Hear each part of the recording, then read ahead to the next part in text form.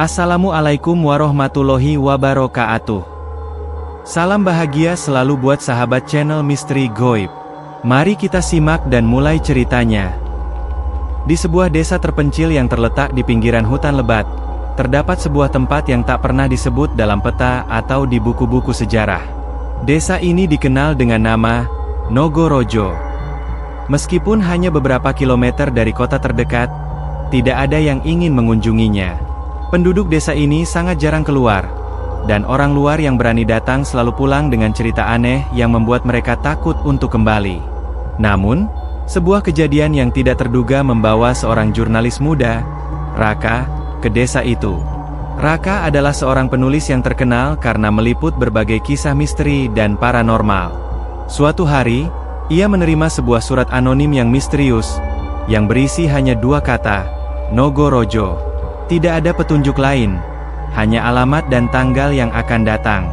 Penasaran dengan pesan itu, Raka memutuskan untuk mengunjungi desa tersebut, berharap bisa menemukan cerita yang bisa mengubah karirnya. Setibanya di desa, suasana terasa janggal. Jalanan berbatu yang berkelok-kelok menuju Nogorojo dipenuhi dengan pohon-pohon tinggi yang menutupi sinar matahari.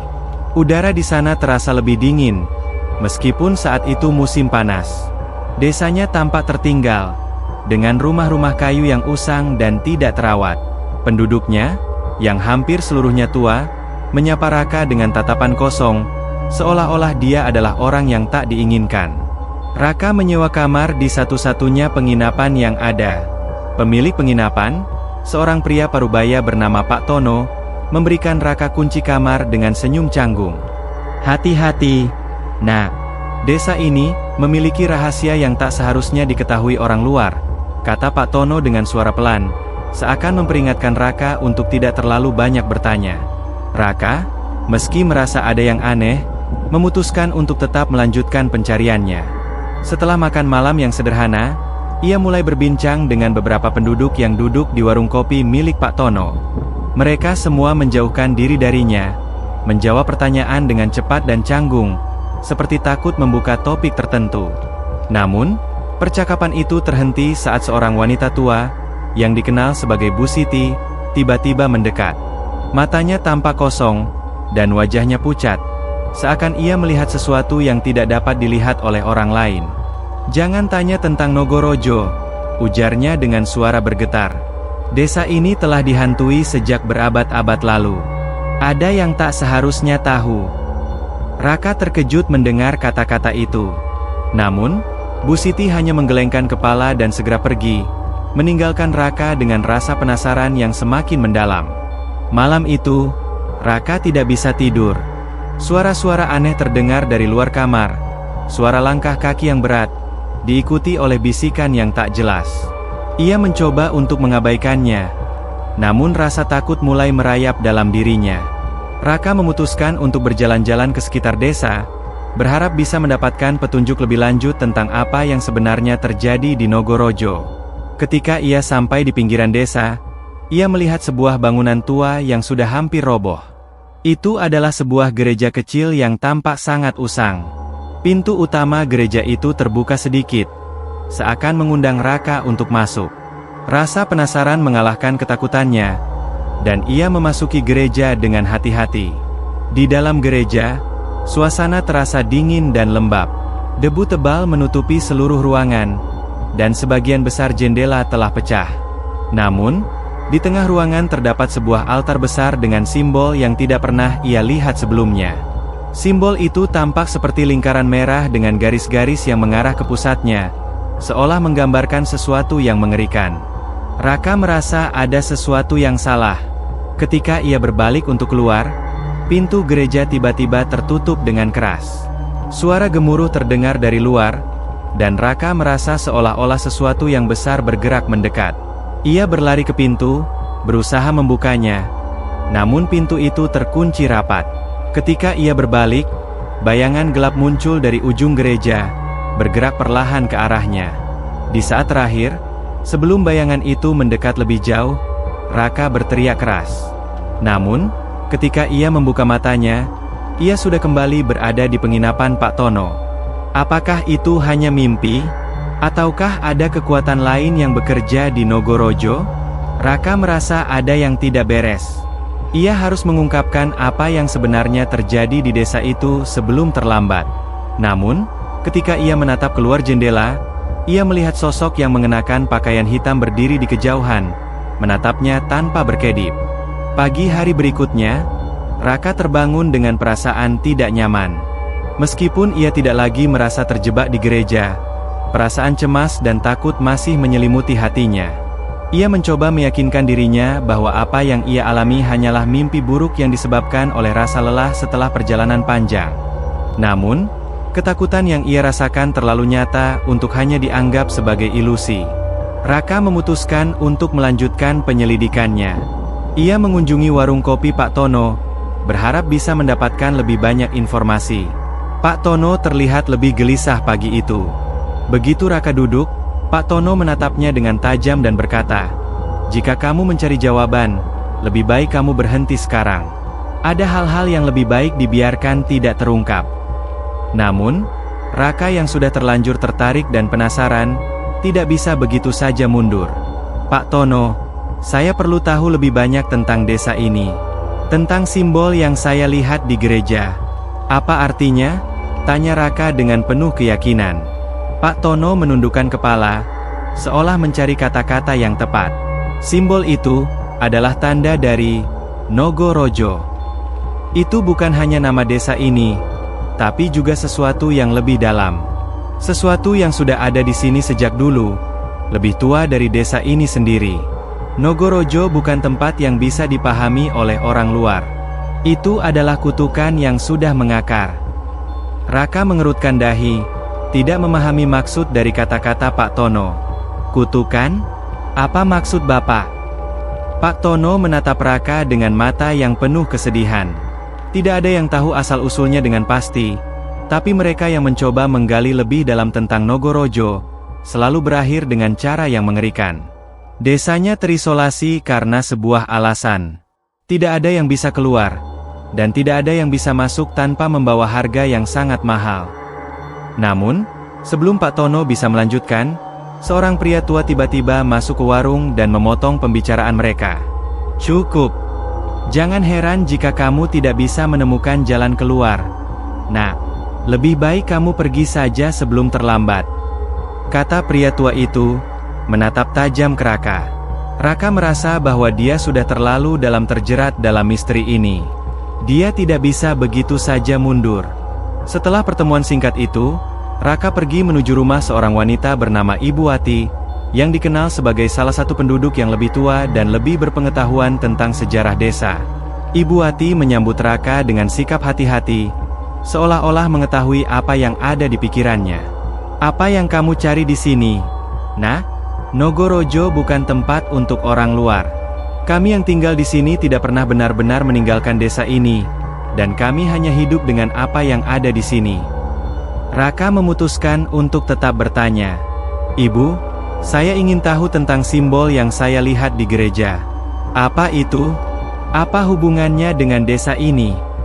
Ibu Wati mendesah panjang dan mengajak Raka duduk di dekat perapian. Simbol itu adalah tanda dari sesuatu yang lebih besar, sesuatu yang tidak seharusnya kita ganggu. Nogorojo adalah tempat yang terlupakan oleh dunia, tapi juga tempat yang menyimpan kekuatan yang tak terbayangkan. Para pendahulu kami mempercayainya sebagai tempat sakral, tempat di mana jiwa-jiwa yang hilang dihimpun dan dijaga. Raka merasa jantungnya berdegup kencang mendengar cerita Ibu Wati. "Apa yang terjadi dengan jiwa-jiwa itu?" tanya Raka. Ibu Wati menatapnya dengan mata yang kosong. "Mereka tidak pernah benar-benar pergi. Mereka terperangkap di antara dunia ini dan dunia lain. Dan Nogorojo adalah tempat di mana mereka menunggu untuk dipanggil kembali." Raka merasa seolah-olah dunia sekitarnya terbalik. Semua yang ia ketahui sebelumnya tampak tidak ada artinya. Nogorojo bukan sekadar desa terpencil. Ini adalah tempat yang lebih dari sekadar tempat tinggal. Ini adalah tempat terlarang, tempat di mana kegelapan bersembunyi. Pada malam hari, Raka mencoba untuk tidur. Namun suara-suara aneh kembali mengganggunya. Kali ini, Suara langkah kaki yang berat datang dari luar kamar. Namun, kali ini Raka tidak merasa takut. Ia berani keluar dari kamar untuk mengetahui apa yang terjadi. Ia mengendap-endap di lorong penginapan, mencoba mengikuti suara langkah kaki itu. Suara itu membawa Raka keluar penginapan, menuju sebuah jalan setapak yang terlupakan di ujung desa. Di sana, ia menemukan sebuah batu besar yang terlihat seperti altar kuno, dikelilingi oleh lilin yang menyala redup. Di sekitar altar, ada tanda-tanda aneh yang digoreskan di tanah, seolah menggambarkan sesuatu yang akan terjadi. Raka merasa ada sesuatu yang tidak beres. Dia berdiri di sana, mencoba memahami apa yang sedang terjadi, ketika tiba-tiba ia mendengar suara bisikan yang datang dari balik batu besar. "Kamu telah mengganggu kami. Kamu tidak akan pernah keluar dari sini." Seketika itu juga, suasana berubah menjadi gelap. Raka merasa seolah-olah seluruh dunia sekitarnya hancur. Dengan langkah tergesa-gesa, ia berlari kembali ke penginapan. Namun bayangan hitam mulai mengikuti langkahnya, semakin dekat, semakin nyata. Raka berlari tanpa menoleh. Rasa takut yang semakin mendalam menyelimuti dirinya. Suara langkah kaki yang berat di belakangnya semakin dekat, dan setiap kali ia mencoba menoleh, hanya ada kegelapan pekat yang mengepungnya. Hatinya berdebar kencang. Setiap langkah yang ia ambil terasa semakin berat, seolah ada sesuatu yang menariknya mundur. Akhirnya, setelah beberapa menit yang terasa seperti berjam-jam, Raka berhasil mencapai pintu penginapan. Dengan nafas tersengal-sengal, ia mengunci pintu di belakangnya, mencoba menenangkan diri. Suara bisikan yang menggema di kepalanya tak kunjung berhenti, membuatnya merasa semakin terperangkap. Namun, ketika ia menatap ke jendela, ia melihat sesuatu yang mengejutkan. Sosok bayangan yang hitam pekat berdiri di depan penginapan, menatap langsung ke arah jendela tempat Raka berdiri. Tidak ada wajah yang jelas, hanya kegelapan yang mengelilingi tubuhnya. Raka merasa tubuhnya membeku, matanya tidak bisa lepas dari sosok itu. Tiba-tiba, pintu penginapan diketuk dengan keras, membuat Raka melompat terkejut. "Raka, buka pintunya!" Suara Pak Tono terdengar dari luar, memecah keheningan yang mencekam. Dengan gemetar, Raka membuka pintu, dan Pak Tono segera masuk, terlihat sangat gelisah. "Kenapa kamu di sini? Apa yang kamu lakukan tadi malam?" tanya Pak Tono dengan suara rendah, hampir berbisik. Raka menceritakan apa yang ia alami, dari suara langkah kaki yang mengikutinya hingga sosok bayangan yang mengintainya di luar. Pak Tono tampak semakin khawatir. "Kamu sudah mengundang mereka," katanya dengan wajah serius. "Itu bukan hanya bayangan, Raka. Itu adalah penjaga dari Nogorojo, yang menjaga agar rahasia desa ini tetap terkunci." Pak Tono menjelaskan bahwa selama berabad-abad, Nogorojo telah menjadi tempat terlarang, tempat di mana banyak hal mengerikan terjadi.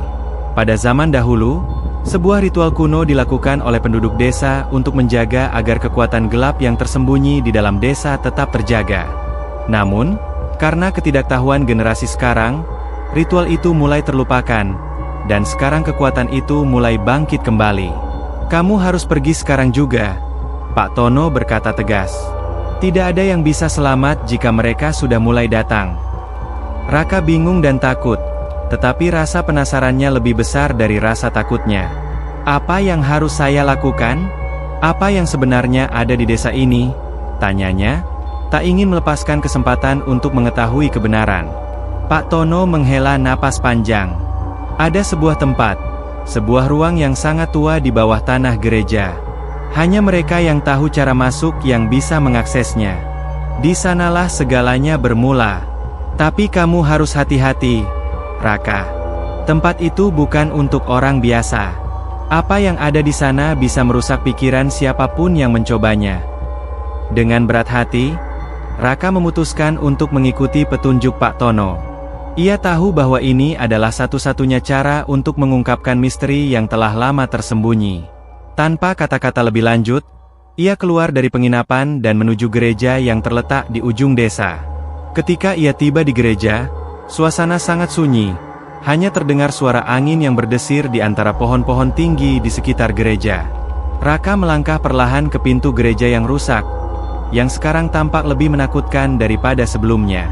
Begitu ia masuk, ia merasa seperti berada di dalam dunia lain, dunia yang jauh dari kenyataan.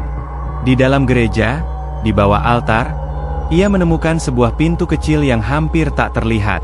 Pintu itu tertutup rapat, dengan simbol yang sama seperti yang ia lihat sebelumnya, tercetak di atasnya. Tanpa ragu, Raka memutuskan untuk mencoba membuka pintu tersebut. Ia menarik gagang pintu dengan perlahan, dan seketika itu juga, suara keras dari dalam pintu terdengar, seolah ada sesuatu yang terbangun dari dalam kegelapan. Raka merasakan udara dingin yang keluar dari celah pintu, membuat tubuhnya menggigil. Dengan hati-hati, ia membuka pintu dan melangkah masuk ke dalam ruangan yang gelap.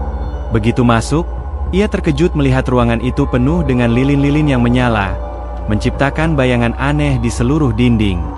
Di tengah ruangan terdapat sebuah meja batu besar, dengan benda-benda yang tampak sangat kuno tergeletak di atasnya. Ada juga banyak gambar yang dilukis di dinding dengan tinta merah, menggambarkan manusia yang terperangkap dalam lingkaran besar. Raka merasa terperangkap dalam ruang yang tak bisa ia pahami. Setiap langkahnya semakin membuatnya merasa semakin dekat dengan kegelapan yang ada di tempat itu. Tiba-tiba, sebuah suara bergema di dalam ruang itu, membuatnya terlonjak kaget. "Kamu telah sampai ke sini, Raka. Tapi kamu tidak akan bisa keluar lagi." Raka menoleh, dan di belakangnya, bayangan hitam yang ia lihat di luar penginapan kini hadir di dalam ruangan. Bayangan itu mendekat.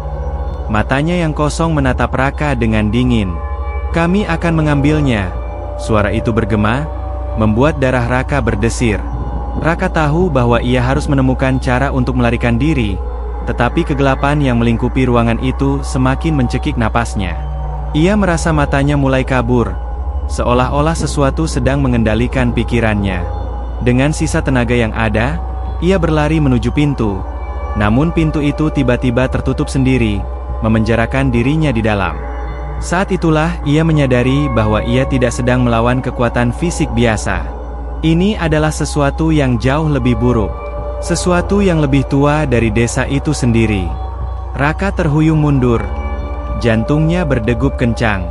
Pintu yang ia coba buka kini tertutup rapat, seolah-olah telah dikunci oleh kekuatan yang tak tampak. Kegelapan dalam ruangan itu semakin dalam, dan suara bisikan yang terdengar di sekelilingnya mulai menguasai pikirannya. Bayangan hitam yang sebelumnya berdiri di luar penginapan kini bergerak lebih dekat. Tubuhnya bergerak tanpa suara, seperti sesuatu yang tidak sepenuhnya nyata, namun cukup kuat untuk menakut-nakuti siapapun yang terjebak di ruang itu. Raka berusaha menenangkan diri, bernafas dalam-dalam meski udara terasa semakin berat dan pengap. Ia tidak bisa menyerah. Ia harus menemukan jalan keluar. Namun, saat ia berbalik, matanya tertumbuk pada simbol-simbol yang tergores di dinding, simbol-simbol yang semakin terasa hidup, berkelap-kelip dalam bayang-bayang redup dari lilin-lilin yang menyala di sekitar altar. Tiba-tiba, suara bisikan itu kembali terdengar, lebih keras dan lebih jelas kali ini, seperti suara ribuan orang yang berbisik bersamaan. "Kamu telah datang ke tempat yang salah, Raka. Tempat ini milik kami. Tempat ini adalah akhir dari segalanya." Panik mulai melanda Raka. Ia merasa seperti tubuhnya kehilangan kekuatan. Pikirannya semakin kabur. Suara itu kini jelas terdengar seperti suara serak seorang pria tua yang telah lama terkubur. "Kami telah menunggu, Raka. Kami adalah mereka yang telah terperangkap di sini. Tidak ada yang pernah kembali setelah mencari tahu lebih banyak. Kamu akan menjadi bagian dari kami." Bayangan hitam itu semakin mendekat. Kini bentuknya mulai mengisi seluruh ruangan. Mata Raka semakin terasa pedih, seakan ada yang mengendalikan pikirannya, menariknya lebih dalam ke dalam kegelapan. Tetapi, di tengah kekalutan itu, ia teringat pada sesuatu yang dikatakan oleh Ibu Wati, mereka yang terperangkap di antara dunia ini dan dunia lain. Tiba-tiba, sebuah pemikiran muncul di benak Raka. "Apa yang terjadi jika saya berhenti berlari?" gumamnya pada dirinya sendiri. Ia merasa sudah tidak bisa lagi melawan, tidak bisa lagi melarikan diri. Ia menutup matanya dan mengambil keputusan berani. Raka berlutut di tengah ruangan, menatap simbol-simbol yang ada di dinding. Ia memutuskan untuk mengikuti instingnya, meskipun ia tahu itu berisiko besar. Dengan pelan, ia mulai mengucapkan kata-kata yang terdengar seperti mantra, kata-kata yang tidak ia ketahui asal-usulnya, namun entah bagaimana terasa benar. Setiap kata yang keluar dari mulutnya semakin memperkuat tekadnya. Tak lama setelah ia mengucapkan kata terakhir, ruangan itu tiba-tiba terdiam. Suara bisikan berhenti, dan kegelapan yang menyelimuti tubuhnya terasa mulai menghilang. Namun, Raka tahu bahwa ini belum berakhir. Ia bisa merasakan kehadiran sesuatu yang lebih besar, sesuatu yang tersembunyi jauh di dalam, yang mengamati setiap gerakannya. Ketika ia membuka matanya, ia mendapati diri berada di tempat yang sangat berbeda. Ruangan itu kini tampak lebih terang, dan simbol-simbol yang sebelumnya terlihat menakutkan kini mulai memudar. Ia melihat sebuah pintu kecil di ujung ruangan, hampir tak terlihat. Rasa penasaran membawanya menuju pintu itu. Meskipun ia tahu bahwa apapun yang ada di sana bisa jadi merupakan ujian terakhir. Dengan hati-hati, Raka membuka pintu itu dan melangkah masuk. Pintu itu menuntunnya ke sebuah lorong sempit yang dipenuhi dengan patung-patung kuno, yang tampak seolah-olah sedang mengawasi setiap langkahnya. Di ujung lorong, ia melihat sebuah ruangan besar dengan sebuah meja batu yang dikelilingi oleh lingkaran merah yang sama seperti simbol di gereja. Namun kali ini, meja itu tampak lebih mengerikan, seakan digunakan untuk tujuan yang jauh lebih kelam. Di atas meja batu itu terbaring sebuah benda yang tertutup kain putih. Raka mendekat, dan saat ia membuka kain itu, ia terkejut. Di bawah kain itu bukanlah benda mati, melainkan tubuh seorang pria, yang tampak seperti orang yang sudah lama meninggal, tetapi matanya terbuka lebar dan menatap langsung ke arah Raka. Pria itu tidak bergerak, namun Raka bisa merasakan kehadiran sesuatu yang sangat kuat, yang tidak berasal dari tubuh tersebut. "Apa yang kalian lakukan?" tanya Raka, berbicara pada bayangan yang sepertinya mengelilinginya. "Apa yang kalian inginkan dari saya?" Tiba-tiba, suara itu kembali terdengar, namun kali ini sangat dekat. "Kamu sudah terpilih, Raka. Kami tidak bisa membiarkanmu pergi begitu saja. Kamu adalah bagian dari takdir ini. Kekuatan yang ada di dalam diri kami harus diteruskan. Jika kamu tidak melanjutkannya, kami akan menjemputmu." Dalam sekejap, kegelapan kembali menguasai ruangan. Raka merasa tubuhnya terangkat, dan sebelum ia tahu apa yang terjadi, seluruh dunia sekitarnya menjadi gelap gulita. Begitu mata Raka terbuka kembali, ia mendapati dirinya kembali di luar gereja, di bawah langit yang gelap. Namun, saat ia melangkah, ia menyadari bahwa desa itu sudah berubah. Bangunan-bangunan itu tampak lebih tua dan rusak. Tidak ada lagi suara kehidupan. Desa itu seakan-akan telah terhenti di waktu yang berbeda. Raka menyadari bahwa ia bukan lagi hanya seorang penyelidik. Ia telah menjadi bagian dari sesuatu yang jauh lebih besar, sesuatu yang lebih gelap dan lebih kuat dari yang bisa ia bayangkan. Kini, Nogorojo bukan hanya sebuah desa misterius. Ini adalah tempat yang akan mengubah hidupnya selamanya.